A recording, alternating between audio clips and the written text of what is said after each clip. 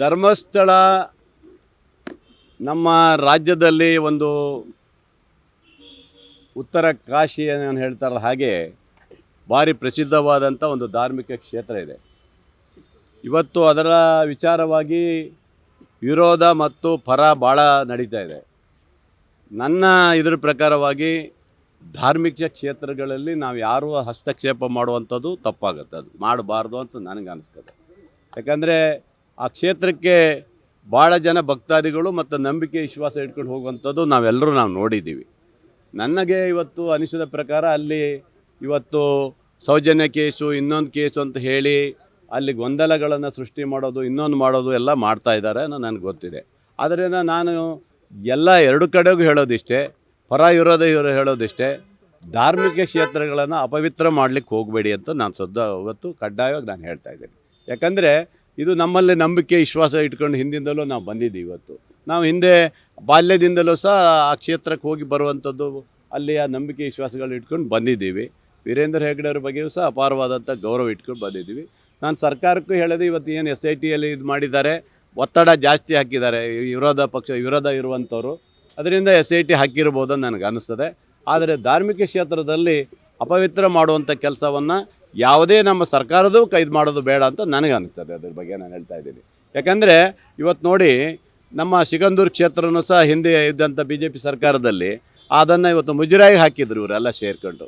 ಅದು ಒಂದು ಧಾರ್ಮಿಕ ಕ್ಷೇತ್ರ ಆಗಿತ್ತು. ಯಾಕೆ ಬೇಕಾಗಿತ್ತು ಅದೆಲ್ಲ ಮುಜರಾಯಿಗೆ ಬರೀಲಿಕ್ಕೆ? ಇವರಿಗೆ ಇದೇ MP ಇದೇ BJPಯ ಮುಖಂಡರುಗಳೇ ಮಾಡಿದರು. ಅಂದರೆ ಯಾವುದೇ ಧಾರ್ಮಿಕ ಕ್ಷೇತ್ರಕ್ಕೆ ಯಾರೂ ಹಸ್ತಕ್ಷೇಪ ಮಾಡಬಾರ್ದು ಅನ್ನೋದು ನನ್ನದೊಂದು ಉದ್ದೇಶ ಇದೆ. ಅದು ಸುಮ್ಮನೆ ಹೇಳಲಿಕ್ಕೆ ಬರೋದಲ್ಲ. ರಾಜಕೀಯವಾಗಿ ಇವತ್ತು ಮೋದಿಜಿಯವರು ಇಡೀ ದೇಶದಲ್ಲಿ ಏನು ಇವತ್ತು 50 ವರ್ಷದ ತಮ್ಮ ಇತಿಹಾಸದಲ್ಲಿ ಏನು ಮೊನ್ನೆ ಇಂದಿರಾ ಗಾಂಧಿಯವರು ಏನು ತುರ್ತು ಪರಿಸ್ಥಿತಿ ತಂದು ಭಾರಿ ಇದು ಮಾಡಿಬಿಟ್ಟು ತಮ್ಮ ರಾಜಕೀಯಕ್ಕೆ ಇದು ಮಾಡಿಕೊಡ್ರು ಅಂತೇಳಿ ಇವರು ಏನು 50 ವರ್ಷದ ಸಂಭ್ರಮಣೆ ಮಾಡಿದ್ದಾರೆ BJPಯವರು. ಇವತ್ತು ಮೋದಿಜಿಯವರು ಏನು ಮಾಡ್ತಾ ಇದ್ದಾರೆ? ನೀವು ಸಹ ತುರ್ತು ಪರಿಸ್ಥಿತಿಗಿಂತ ಜಾಸ್ತಿ ಕಠಿಣವಾದಂಥ ನಿರ್ಧಾರ ನೀವು ತೊಗೊಂಡಿದ್ದೀರಿ. ಈ ದೇಶದಲ್ಲಿ ED IT CBIಗಳ ಮೂಲಕ ದೇಶದ ಎಲ್ಲ ವಿರೋಧ ಪಕ್ಷವನ್ನು ದಮನ ಮಾಡುವಂಥ ಕೆಲಸವನ್ನು ನೀವು ಮಾಡಿದ್ದೀರಿ. ಇದು ಸಹ ಒಂದು ಇತಿಹಾಸ ಅಲ್ವಾ ಅವ್ರು ಮಾಡಿರೋದು? ಯಾವ ಇಂದಿರಾ ಗಾಂಧಿಯವರು ಮಾಡಿದ್ದು 50 ವರ್ಷದ ಏನು ಹಿಂದೆ ಆಗಿರುವಂಥ ಎಮರ್ಜೆನ್ಸಿನೇ ಭಾಳ ಹೇಳ್ತಿರಲ್ಲ, ಇದು ಅಷ್ಟೇ ಅಸ್ತ್ರವನ್ನು ಬೆಳೆಸ್ತಾ ಇದ್ದಾರೆ ಇವತ್ತು. ಅದರಿಂದ ಚುನಾವಣೆ ಇದರಲ್ಲೂ ಸಹ ಆಗಿಲ್ಲ ಅಂತ ಹೇಳೋಕ್ಕೆ ಪ್ರಶ್ನೆನೇ ಇಲ್ಲ. ಖಂಡಿತ 100ಕ್ಕೆ 100 ಆಗಿರ್ತದೆ, 100ಕ್ಕೆ 100 ಆಗಿರ್ತದೆ. ಅದಕ್ಕೋಸ್ಕರ ಮಾನ್ಯ ರಾಹುಲ್ ಗಾಂಧೀಜಿಯವರು ಏನು 8ನೇ ತಾರೀಕು ಬರ್ತಾ ಇದ್ದಾರೆ ನಾಳೆ, ಆ ಕಾರ್ಯಕ್ರಮವನ್ನು ನಾವು ಇವತ್ತು ಹಮ್ಮಿಕೊಂಡಿದ್ವಿ. ಖಂಡಿತ ಅದು ಮಾಡಲೇಬೇಕಾಗುತ್ತೆ. ಇವತ್ತು ವಿರೋಧವಾಗಿ ನಾವು ಮಾಡಲೇಬೇಕಾಗುತ್ತೆ. BJPಯವರಿಗೆ ಏನು ಪ್ರತಿಭಟನೆ ಮಾಡ್ತಾರೆ ಅವರು? ನಾವು ಹೆಂಗೋ ಮತವನ್ನು ಕಳ್ಳ ಮಾಡಿಕೊಂಡು ನಾವು ದೇಶದಲ್ಲಿ ಅಧಿಕಾರ ಹಿಡಿದೀವಿ ಅಂತ ಮಾಡ್ತೀರಾ? ಎಲ್ಲಿ ಇತ್ತು ಅವರಿಗೆ? ಅದೇ ಮೋದಿಜಿಯವ್ರು ಹೇಳಿದ್ರೆ ನಮ್ಗೆ ಇಷ್ಟು ಬರ್ತದೆ, 400 ಸೀಟ್ ಮೇಲೆ ಬರ್ತದೆ ಅಂತ ಲಾಸ್ಟಿಗೆ ಎಲ್ಲಿ ಹೋಗಿದ್ರು ಅವರು?